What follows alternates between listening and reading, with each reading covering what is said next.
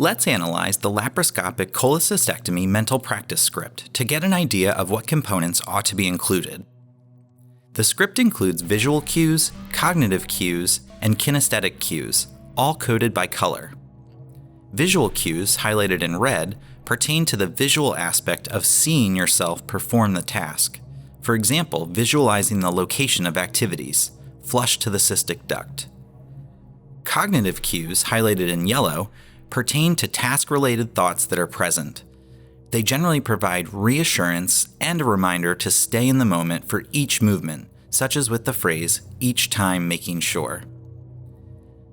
Kinesthetic cues, highlighted in green, pertain to what it feels like to perform a task. Not surprisingly for a physical skill, there are a lot of kinesthetic cues focusing on movements and feedback. The script was developed using evidence-based guidelines and validated for its ability to enhance imagery based on findings from sport and performance psychology, cognitive psychology, and neuroscience research. Hopefully more validated scripts will become available for us in the future, but for now, we can use the PETLEP model by Holmes and Collins, which aims to provide practical guidelines to develop imagery to create your own. PETLEP is an acronym containing each domain for effective imagery within a script: physical, environment, task, timing, learning, emotion, perspective. Physical means representing as many physical qualities of each task as humanly possible. The weight of the things you will be holding and wearing, how they'll feel in your hands. Physical also means your personal physical sensations, like your heart beating and the acceleration as tachycardia sets in. Environment represents the conditions under which you may need to perform a task: the lighting, noise level, temperature.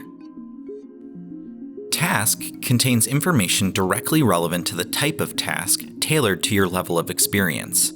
Novices and experts focus on different things, so practice scripts for each should not be identical. Timing refers to the pace of the task. Practicing in slow motion can be helpful for reviewing errors or practicing a particular sequence of steps, but generally, your scripts should help you mentally practice tasks at speed. Learning supports your level of skill and comfort with a task and should evolve over time as you develop. Updating this imagery content to match your developing skills and comfort will help maximize the benefits of mental practice.